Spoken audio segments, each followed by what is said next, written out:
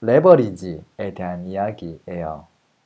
개념이라기보다는 실사례를 가지고 한번 이야기를 해보면 좋을 것 같아요. 자, 지금 이제 시청자분들 중에서 자가로 거주하는 분도 계실 거고요. 임차해서 뭐 전세로 거주하고 있는 분도 계실 거고요. 뭐 때로는 또 이제 월세로 거주하는 분도 계실 거예요. 그쵸? 자, 그랬을 때 어떤 선택이 더 나은 선택이 될 수 있는가? 자가로 거주한 것과 임차로 거주했을 때 그 돈의 가치는 시간이 지났을 때 어떻게 바뀌는가에 대한 거를 굉장히 수학적 기반으로 이야기를 한번 풀어보려고 해요. 지금 이제 혹시라도 메모장 있으면 옆에다가 조금 숫자 곱해야 될 게 한두 가지 있거든요. 총 자산, 순자산이 3억 정도 있다고 보자고요. 3억이 있어요. 3억. 내가 선택할 수 있는 선택지가 지금 세 가지밖에 없어요. 처음에 얘기했던 1번은 뭐죠? 3억짜리 집을 사면 돼요. 2번은 어떤 게 될까요? 지금 내가 거주하고 싶은 집이 3억이에요. 근데 집값이 떨어질 수도 있잖아요. 그러니까 집을 안 사고 전세로 들어갈 수도 있겠죠. 근데 그 집의 전세가를 봤더니 2억 5천 정도 하네요. 자, 그러면 2억 5천을 주면 전세를 거주할 수 있겠죠. 그렇게 하고 남는 5천만 원 어떻게 하죠? 은행에 뭐 일단 넣어놓으면 되겠죠. 자, 이 정도가 가장 흔히 하고 있는 것들이에요. 이 정도가 케이스 2번이에요. 케이스 3번은 뭘까요? 내가 지금 거주하고 싶은 집이 이 3억짜리 아파트거든요. 근데 매매도 좀 그렇고 전세도 좀 그래요. 그래서 3번 월세를 선택하셨어요. 월세 시세를 알아봤더니 보증금 5천만 원에 월세가 80만 원 정도 되는 거예요. 그 사람은 그걸 선택해서 이제 들어간 거예요. 자, 이랬을 때 시간이 지났을 때 어떤 일들이 이제 벌어지는가? 일단 먼저 체크해 봐야 될 게 뭐냐면 물가 상승률과 금리의 관계예요. 만약에 물가 상승률이 금리보다 높으면 어떻게 되는 거죠? 자, 1, 2, 3번 중에 누가 위너가 되는 거예요? 금리가 2%인데 만약에 물가 상승률이 4%예요. 노트에다 한번 적어보세요. 자, 금리가 2%인데 물가 상승률이 4%예요. 집을 산 사람 같은 경우는 자, 3억을 주고 샀어요. 그럼 그거에 대한 물가 상승률 이렇게 뭐 4%씩 올라가고 하겠죠. 그리고 전세 사는 사람은 5천만 원을 은행에 넣어놨으니까 5천만 원에 대한 2% 금리가 이제 상승하는 거죠. 이렇게 보면 당연히 집을 산 사람이 위너가 될 수 있겠죠. 근데 그렇게 생각하지 말고 사회 변수에 의해서 금리가 4%가 되고 물가 상승률이 2%라고 가정해 보자고요.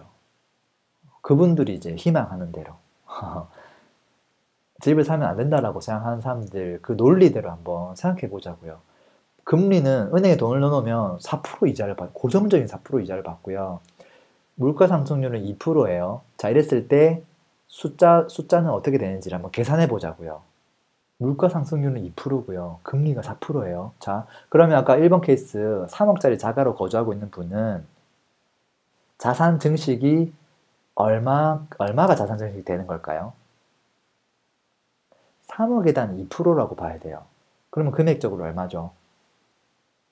3 곱하기 0.01을 해보면 금액적으로 보면 600만 원이에요.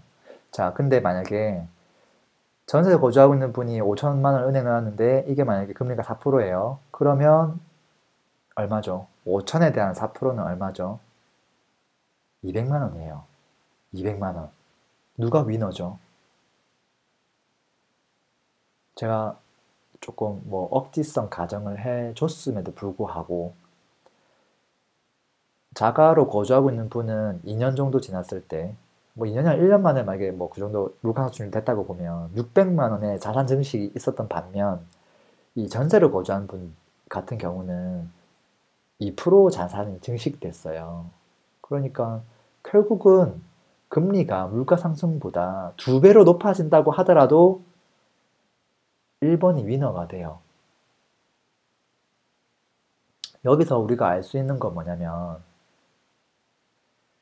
부동산에 있어서 금리 그 하나가 모든 걸 결정하지 않는다라는 거예요. 결론적으로는 자가가 이길 확률이 높고요. 그리고 제가 전제를 좀 그렇게 가정을 줬지만 사실 그 가정 자체가 그렇게 되지 않을 확률이 더 높아요. 왜 되지 않냐면 물가 상승률이 금리보다 높을 수밖에 없는 이유는 우리가 이 아파트 안에 구성물들 따지고 보면 50%는 토지고요. 나머지 50%가 건물인데 이 건물을 지으려면 누가 짓냐면 사람 인건비가 지어요. 그리고 이제 나머지 자재비죠. 그러면 토지, 땅값, 건물 인건비 이 세 가지는 인플레이션 다 대상이거든요. 이제 그렇기 때문에 아파트도 올라갈 여지가 사실 매우 높죠. 결론적으로는 이제 그렇다라는 거고요. 그러면 이제 예외 사항이 딱 한 가지 있어요. 예외 사항은 뭐냐면 금리와 상관없이 그냥 아파트 가격 자체가 떨어지는 경우. 그런 경우는 전세 거주하는 사람이 이길 수도 있죠. 이길 수도 있어요. 그런데 아파트 가격이 떨어지는 이유는 금리 때문은 사실은 아닌 거고요. 금리가 오르든 내리든 그거랑 상관이 없고 그게 아니라 다른 요인들, 그 요인들이 분명히 있을 것이고요. 그 요인들에 대해서 치열하게 공부를 해야 되는 상황이지 금리 하나만 놓고 이제 어떤 선택을 해야 될지 고민할 게 아니라는 얘기예요. 그리고 또 한 가지 볼까요? 아까 세 번째 케이스. 이 세 번째 케이스 되게 재밌는 케이스인데요. 월세로 거주하는 분들. 자, 아까 5천에 80이 거주하고 있어요. 그러면 그분들은 원래 3억이란 돈이 있었는데 5천만 원 이제 깔고 있고 나머지 2억 5천은 어디 가 있는 거죠?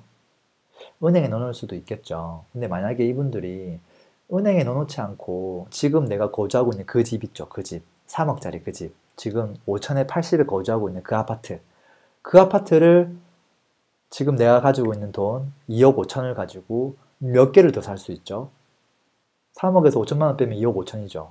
근데 그 아파트 하나가 그 매매와 전세 차이가 5천만 원 정도죠. 부대 비용들 뭐 감안하고 뭐 한 6천만 원씩 들어간다고 하더라도 제가 봤을 때 2억 5천이면 한 4개는 사겠네. 4개는. 4개는 사고도 돈이 좀 남을 것 같아요. 자, 그러면 어떻게 되는 거죠?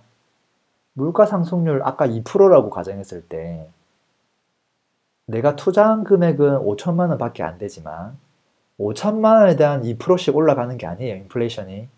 어떻게 올라가냐면 이 아파트 전체 금액에다가 2%씩 올라가요. 그러니까 한 채당 5천만 원밖에 넣지 않았지만 3억짜리 집이기 때문에 3억에 대한 2% 하면 얼마죠? 우리 아까 해봤죠? 600만 원이죠. 근데 이게 몇 채죠? 4채죠. 그러면 이게 얼마죠? 600만 원 곱하기 4 하면 2,400만 원의 자산 증식이 일어나는 거예요. 차이가 엄청나죠? 1번 케이스는 600만 원이었고요. 2번 케이스는 아까 금리 뭐 4% 잡아줘도 200만 원이었고요. 왜냐면 5천만 원밖에 은행에 안 들어가 있으니까. 지금 세 번째 케이스는 2,400만 원의 증식이에요. 그것도 물가 상승률 2% 잡았을 때.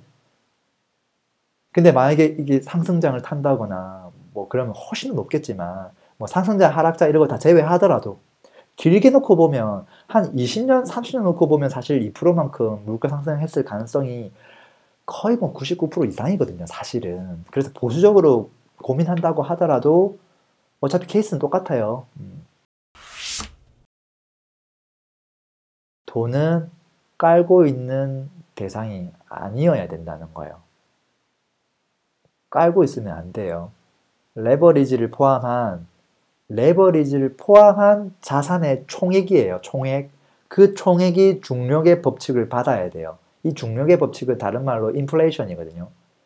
그것을 온전히 받을 수 있도록 세팅하는 게 대단히 중요하다라는 거고요.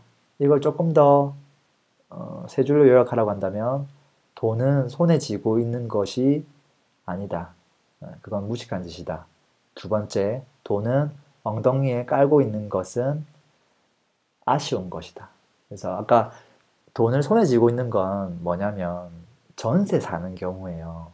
돈을 엉덩이에 깔고 있는 건 매매로 자가로 거주하는 경우예요.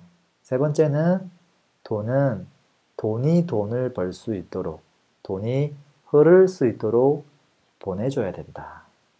보내줘야 된다. 내가 만약에 자가로 거주하고 있으면 얘가 상승을 했다고 하더라도 상승한 것만큼 또 깔고 있는 거예요. 기회비용을 계속 놓치는 거죠. 그래서 뭐 물론 모든 사람들이 다 월세로 거주하고 계속 돈을 굴리라는 소리는 아니에요. 그렇지만 초반에 돈을 굴려야만 하는 사람들은 이 메커니즘에 대해서 알고 선택을 해야 된다라는 거예요. 나는 그래도 이제는 정착해야 되지 않을까? 라는 마음을 가지고 3번을 선택하면 돈이 더 많이 늘어나겠지만 그래도 요 정도 됐으면 이제 1번으로 해서 좀 더 안정적으로 가자, 가자. 이렇게 이제 해야 된다는 것이고. 근데 돈을 막 굴려야 될 사람들이 1번을 할까, 2번을 할까, 막 하루 종일 고민하는 분들이 있어요. 의미 없다라는 결론이에요.